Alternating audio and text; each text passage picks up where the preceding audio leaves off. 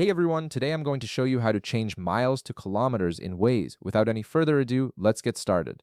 First, you'll want to open your Waze app on your device. Once you're in, direct your attention to the upper left corner of the screen where you'll see three horizontal lines. This is your main menu icon. Go ahead and tap on it to reveal all your navigation options and settings. From the menu that appears, look for the option labeled Settings. This is where you can customize how Waze works for you, from navigation preferences to display options.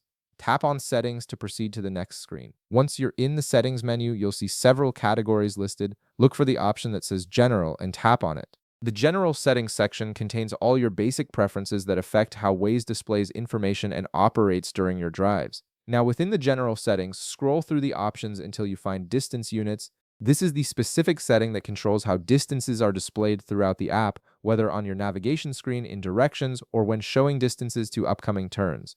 When you tap on distance units, you'll see the current setting, which in this case is set to miles. You'll notice that kilometers is also available as an option right there. Simply tap on kilometers to switch your distance measurement system. This change will immediately affect how all distances are displayed in Waze, making it much more convenient if you're in a country that uses the metric system or if you simply prefer kilometers over miles. And that's it. You've successfully changed your distance units from miles to kilometers in Waze. Your app will now show all distances in kilometers, making your navigation experience more aligned with your preferences. If this video helped you out, be sure to leave a like, subscribe, and I'll see you in the next one.